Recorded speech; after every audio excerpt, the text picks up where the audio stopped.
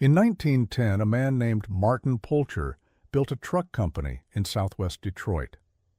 Over the next 49 years, that company would produce over 160,000 trucks, win 4 military production awards, export vehicles to every continent, and earn a reputation for building some of the toughest machines on American roads. By 1959, it was dead. Not because the trucks failed. The trucks were fine. Federal Motor Truck died because it committed the one unforgivable sin of post-war American manufacturing. It tried to compete with Detroit from the inside. Here is the thing about Martin Pulcher. The man knew how to start companies. Born in 1877 in Pontiac, Michigan, he spent 8 years working in a buggy factory before the automobile industry swallowed everything in its path. In 1907, he co-founded the Oakland Motor Car Company. That name might not ring a bell, but what Oakland became will. General Motors absorbed it, and out of it came Pontiac, one of the most recognizable brands in American automotive history, and Pulcher helped build the foundation. But Pulcher did not stick around for that. By the summer of 1910, he had moved on. He launched the Bailey Motor Truck Company in a factory on Levitt Street in southwest Detroit, right next to the Michigan Central Railroad line. Weeks later, he renamed it the Federal Motor Truck Company. The location was deliberate. The railroad meant easy shipping. The neighborhood was already filling up with auto manufacturers, suppliers, and parts shops. Page Detroit, Saxon Motor Company, Van Dyke Motor Car, they were all right there. Detroit was becoming the center of the industrial universe, and Pulcher planted himself right in the middle of it. The first Federal trucks were simple machines, 1- and 2-ton capacity, chain-driven rear axles, 4-cylinder Continental gasoline engines, 3-speed transmissions, solid rubber tires. They were not flashy. They were not fast. Top speed was about 20 miles per hour, but the payload capacity was 3,000 pounds. And they were tough. Pulcher designed them to be tough. Because in 1911, he set out to prove it in the most public way possible. The Chicago Reliability Run was a 9-day, 937-mile endurance test from Chicago to Detroit and back. 28 trucks entered from various manufacturers. Most companies hedged their bets and sent multiple vehicles to improve their odds. Old Pulcher sent one. A single 1-ton Federal, deliberately loaded with 2,650 pounds of cargo. That was 650 pounds over its rated capacity. He wanted to make a point. It rained for 4 of the 9 days. Roads in 1911 were not roads. They were dirt tracks that turned into swamps when it rained. One 26-mile stretch through Michigan was so destroyed by mud that it ended the race for most of the field. Trucks got stuck. Trucks broke down. Trucks were abandoned on the side of the road. The Federal took 7.5 hours to crawl through that section alone. 7.5 hours for 26 miles. And it kept going. It finished the entire course under its own power, the only truck in its class to do so. Federal had been in business for less than a year, and it already had a reputation. That kind of debut you cannot buy with advertising. We dig into stories like this every week. Engineering history, military machines, forgotten companies that shaped the world and then vanished. If that is your kind of thing, and you have not subscribed yet, now would be a good time. All right. So the Federal Motor Truck Company had a problem from the very beginning. Not a product problem, a scale problem. By 1913, the company had built 100 trucks total. That sounds modest, but for an independent assembler in a market where companies with 10 times the capital were failing left and right, it was a solid start. Federal was never really a manufacturer in the traditional sense. They were assemblers. They bought best-in-class components from established suppliers and put them together in a package that was reliable, straightforward, and priced for the working buyer. Engines came from Continental, Waukesha, and Hercules, axles from Timken, transmissions from Warner and Brownlipe. What Federal did was take those components and build trucks that were simple, overbuilt, and brutally honest about what they were. This was a conscious strategy. Their main competitor, Diamond T out of Chicago, went the other direction entirely.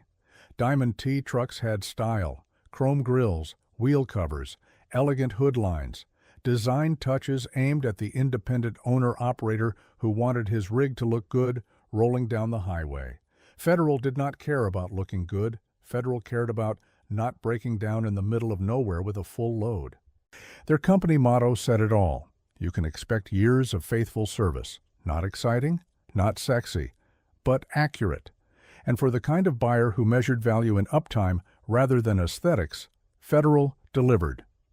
In 1916, Federal made an important technical move, adopting Timken worm gear drives to replace the old chain systems. Smoother operation, greater efficiency under heavy loads, less maintenance, less noise. It was the kind of unglamorous improvement that defined the company's entire philosophy. Nobody brags about worm gear drives at a bar, but they keep trucks running when the alternative is a broken chain and a stranded load. And there was one area where Federal did something almost no other independent truck maker attempted. They built their own cabs. This matters more than it sounds. Most small truck companies bought generic cabs from body suppliers like Fisher, Budd, or Briggs. That was expensive, and it meant your truck looked exactly like every other small builder's truck. Federal manufactured both standard and deluxe cabs in-house, at their own plant, on their own tooling. This gave them control over quality and identity that the other independents simply did not have. For a company producing up to 3,500 trucks a year with a workforce of 600 to 700 people, that was genuinely ambitious, maybe even reckless. But it worked. The plant eventually grew to roughly 500,000 square feet with a 600-foot assembly line. In 1924, the city of Detroit officially renamed Levitt Street to Federal Street. When a city renames a street after your company, you have made an impression. Through the 20s, Federal expanded its lineup steadily. They introduced the Federal Knight, a series of delivery trucks powered by Willys Knight sleeve valve engines, targeting the urban delivery market specifically. The product range eventually stretched from half-ton pickups all the way up to 8-ton heavy haulers. Buses seating 29 to 45 passengers, fire trucks, garbage trucks, wreckers, over-the-road haulers, delivery vans. Whatever the application, Federal could build it. That kind of range was almost unheard of for an independent. Federal was one of the very few companies in the entire truck industry offering a full spectrum of sizes at any point in its history. Then the Depression hit. Most independents did not survive it. Federal did. Annual sales dropped to around 1,500 units during the worst years. The whole industry was gutted. But Federal had something the others did not. A relationship with the United States military that went back to World War I when they built their first military trucks in 1918. Martin Pulcher had been quietly working with the War Department between the wars, helping to modernize and standardize the military's entire motor vehicle fleet. According to military historian Mark Blackburn, Pulcher was instrumental in streamlining how the Army interacted with the auto industry on procurement. When the government needed to rebuild its vehicle fleet in the mid-30s, Federal was already in the room, already trusted. In 1934, the Army placed an order for 400 heavy-duty trucks.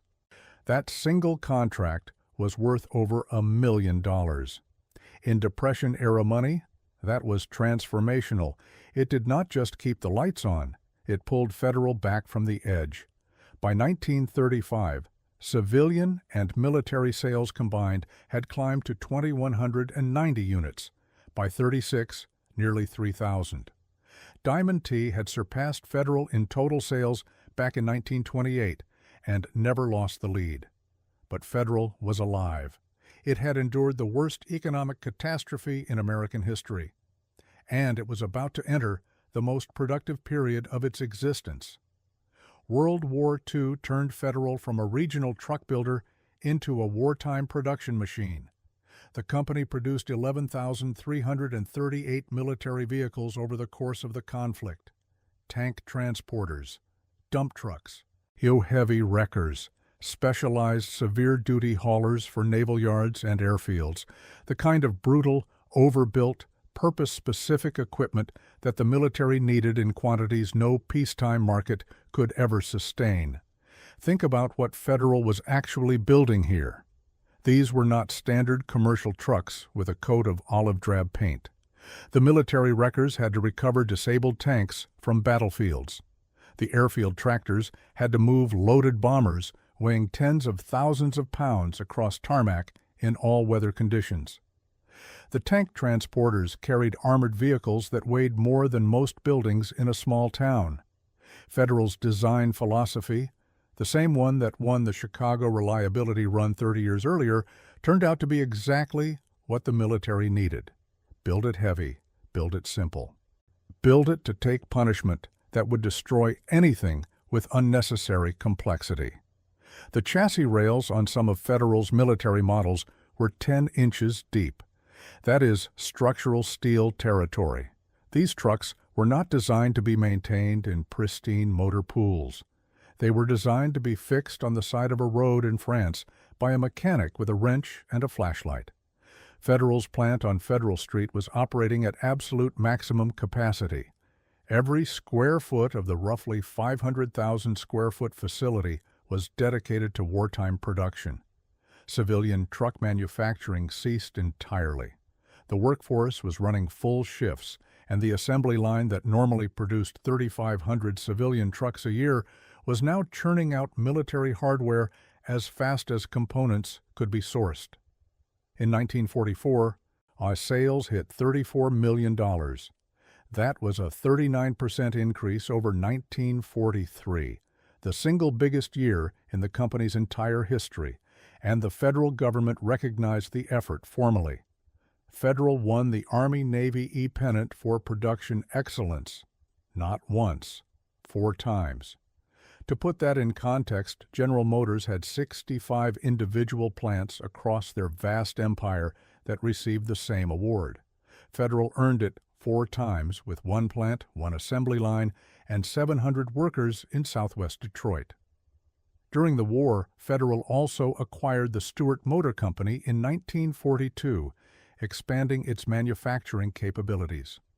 The Fort Wayne Military Depot sat just a few miles from Federal's plant, serving as the shipping point for all Detroit-built military vehicles and parts.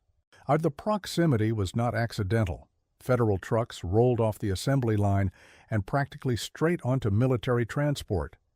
General Patton himself and many other commanders later credited the mobility of the U.S. Army in Europe, the ability to move men and supplies faster than the enemy, as a primary reason for Allied victory. The trucks that made that possible came from factories across Detroit. Federal was one of them. Now, let us talk about what actually killed this company. Because it was not the product, it was not the engineering, it was not the quality. It was the economics of post-war America and the deliberate, calculated decision by the biggest manufacturers in the world to take the truck market for themselves. After the war ended, Federal initially looked strong. Sales were healthy. The company was selling around 6,000 trucks a year domestically and exporting several hundred more. About 600 went to Central America, 300 to Australia. Additional numbers to Scandinavia, Europe, and the Middle East. At their post-war peak, there were an estimated 50,000 Federal trucks in use worldwide, supported by 300 franchise dealers spread across multiple countries. For a company operating out of a single factory, those are serious numbers. But the post-war landscape was shifting beneath them. The Big Three, Ford, General Motors, and Chrysler, had spent the war building the most sophisticated manufacturing infrastructure in human history. Factories the size of small towns, supply chains spanning continents, workforces in the hundreds of thousands. And now they were turning all of that capacity toward peacetime production, and they wanted every corner of the market. including trucks, especially trucks. The Big Three had an advantage that no independent could overcome: economies of scale through shared platforms. They used the same engines, transmissions, electrical systems, suspension components, and interior parts across their car and truck lines. A Ford truck and a Ford sedan rolled down production lines in the same factories, using parts stamped on the same presses. That meant dramatically lower per-unit costs, which meant lower prices at the dealership, which meant every independent truck maker in America was suddenly in a fight they could not win. The math was brutal. In 1948, a Diamond T 1-ton truck chassis cost $1,275. Just the chassis, no cab, no body. A cab added $215. A body, another $165. Total for a complete Diamond T 1-ton, roughly $1,655. Meanwhile, Ford's new F1 half-ton came fully assembled, cab and body included, for $1,232. Ford's heavier F3, closer to a ton-and-a-half truck, still came in a couple $100 less than the complete Diamond T 1-ton. Federal faced the identical math. Their trucks cost more because they physically could not build them for less. There was no parent company absorbing overhead, no shared platform with a passenger car division subsidizing the tooling, just a single plant in Detroit trying to survive against the three largest manufacturing operations on Earth. Federal tried to adapt. In 1950, they introduced the Styleliner cab. This was their biggest gamble. The Styleliner featured seating for three abreast, modern styling cues, and a design language clearly aimed at competing head-on with the Big Three's latest truck offerings. 9 variants across different weight classes, topping out with a 145 horsepower prime mover rated at 20 tons gross combination mass. Federal was trying to prove that an independent could match Detroit on looks and features, not just on durability. The sales brochure called it a real champion. It was a good truck, maybe a great truck. Here is the technical reality Federal was dealing with. The company had always been an assembler. Engines came from outside suppliers. But by 1950, those suppliers were increasingly selling the same engines to everyone. A Continental or Hercules 6-cylinder in a Federal was the same Continental or Hercules 6-cylinder available to any other builder. The only thing Federal truly controlled was the chassis design, the cab, and the way everything was put together. That meant the cab became the battleground. If Federal could not compete on engine technology, which it sourced from the same suppliers as its competitors, it had to compete on the total package. The cab had to be better. The ride had to be better. The driver experience had to justify the premium. The Styleliner was Federal's answer: wider cab, better visibility, more comfortable seating position. In-house manufacturing meant Federal could tailor the cab specifically to their chassis rather than bolting on a generic shell. And by the early 1950s, Federal had also transitioned its heavy-duty models to Cummins JT and HB diesel engines, giving their bigger trucks the torque and fuel economy that the over-the-road market was starting to demand. The Cummins diesels were good engines, reliable, proven, but they were also available to International Harvester, which had a dealer network that dwarfed Federal's 300 outlets. But the positioning was impossible. The Styleliner ended up costing slightly more than comparable Big Three trucks, while offering a wider array of features. This was the exact opposite of Federal's original identity. The company had built its reputation on being the no-frills, no-nonsense, affordable option. And now it was trying to be the premium choice in a market where the mass producers were getting better and cheaper every single model year. It was a trap with no exit. Price higher, and fleet buyers went with the established brands that had dealer networks on every highway. Price lower, and the margins evaporated because the cost structure could not support it. Either way, Federal was losing. Then the Korean War interrupted. Federal went back to what it had always done best: custom-built, purpose-specific heavy-duty machines, airfield tractors for the Air Force, refueling trucks for the new generation of giant bombers, low volume, high specialization, the kind of work that kept a small operation breathing but did not build a sustainable commercial future. Meanwhile, the export business was collapsing. Currency controls tightened worldwide through the 50s.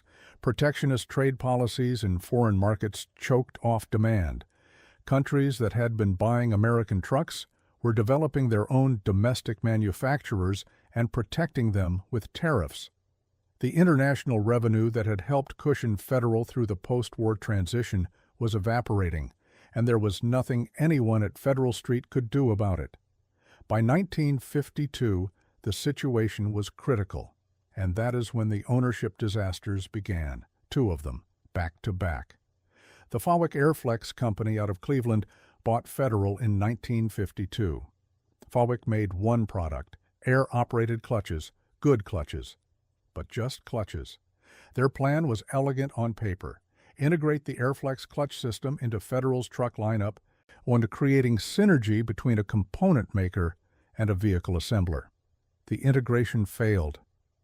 The clutch system did not fit the application the way Fauwick imagined, and Fauwick had zero experience managing a truck assembly operation, handling a dealer network, or reading the commercial vehicle market. They had bought a truck company the way a financial analyst buys an asset. Spreadsheet logic. It did not translate to the factory floor. 2 years later, Fauwick gave up and sold Federal to Napco Industries out of Minneapolis. The loss on the deal was approximately $1.5 million. Napco, the Northwestern Auto Parts Company, had been founded in 1918 by Romanian immigrant Edward Rappaport. It started as a scrapyard and grew into one of the most important four-wheel drive conversion companies in America. And their Power Pack kits could turn an ordinary Chevrolet or GMC pickup into a four-wheel drive machine in a matter of hours. In the off-road world, Napco was a legend, but Napco was a parts company, not a truck manufacturer, and they made the decision that sealed Federal's fate. They shut down the Detroit assembly line, pulled the tooling out of the Federal Street plant, shipped everything to Minneapolis.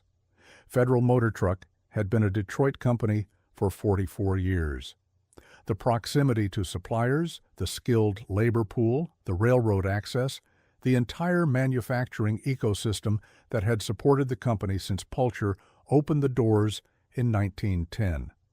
Gone, abandoned, moved to a warehouse in Minnesota. Napco tried to revive the export business. Too late. The foreign markets had moved on. They attempted to integrate their four-wheel drive expertise into Federal's remaining models, but the volumes were not there. In 1957, they launched the Golden Eagle series, wrap-around windscreens, updated styling, modern proportions. It was arguably the best-looking truck Federal ever produced, and it made almost no difference. There was no market left to receive it. The final blow came in 1960. General Motors redesigned their entire truck line with a new independent front suspension that was completely incompatible with Napco's Power Pack conversion kits. GM started producing its own four-wheel drive system entirely in-house. Napco's core business, the product that actually generated revenue, was devastated. If they could not sustain their own main product line, they were certainly not going to keep pouring money into a dying truck brand. The last Federal truck was manufactured in 1959. All operations ceased in 1960. 49 years. Over. What happened to Federal happened to virtually every independent truck maker in America during the same era. Diamond T was acquired by White Motor Company in 1958 and eventually merged with REO to form Diamond REO, which itself folded in 1975.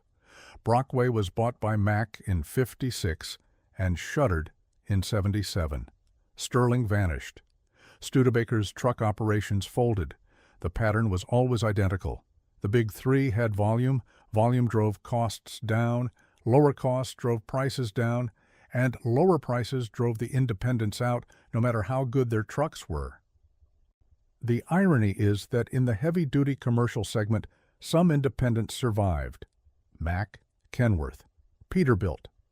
These companies found niches that the Big Three either could not serve or chose not to pursue.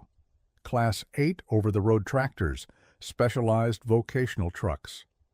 Machines built for a specific job and sold to buyers who cared more about performance per dollar over a 10-year service life than about sticker price on day one. Federal could have gone that direction. In some ways, it tried. The Korean War work was exactly that kind of specialized production.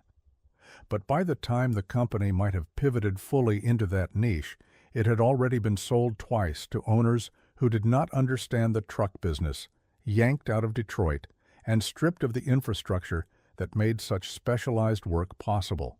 And there is also the dealer network question. Even if Federal had built the best truck on the road in 1955, who was going to sell it? 300 dealers sounds like a lot until you compare it to Ford, which had thousands. A truck buyer in rural Texas or upstate New York could find a Ford or Chevy dealer within 30 minutes. Finding a Federal dealer might mean a trip across the state, and parts. If something broke on a Ford truck, any Ford dealer could fix it with parts already on the shelf. If something broke on a Federal, that part might have to come from Detroit, or later from Minneapolis. For a commercial operator whose truck earned money every day it was running and lost money every day it sat in a shop, that calculation was simple. Reliability matters. But availability of service matters just as much.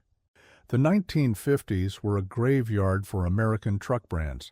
By the time the decade was over, the industry had consolidated from dozens of manufacturers down to a handful. The companies that survived either had the scale to compete on price, like the Big Three and International Harvester, or had carved out protected niches in specific market segments. Federal was caught in the middle, too big to be a boutique builder, too small to compete on volume, too proud of its history to abandon the broad product range that had defined it for 40 years, and too broke, after 2 failed ownership changes, to invest in the future. The factory on Federal Street stood for decades after the company died. Parts of it were still visible as recently as 2007. One building was last used as a flea market before demolition. Today, there is almost nothing left of the place where 160,000 trucks were built.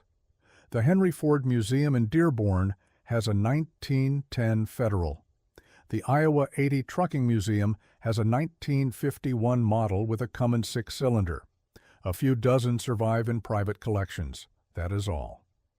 Martin Pulcher helped build 2 companies that shaped American automotive history. Oakland became Pontiac and lived inside General Motors for nearly a century. Federal stayed independent. Pontiac survived because it was absorbed by the machine. Federal died because it tried to stand alone against it. The difference between legacy and oblivion came down to one question. Are you inside the machine or outside it? Federal's motto was, "You can expect years of faithful service." 49 years, to be exact. After that, Detroit moved on. And the street still has the name. The company that earned it is gone. And there you have it. Federal Motor Truck. 160,000 trucks, 4 wartime production awards, a street in southwest Detroit that still carries the name. If you have seen one of these in person or you think I missed something, put it in the comments. And if you made it this far, go ahead and subscribe. We do this every week.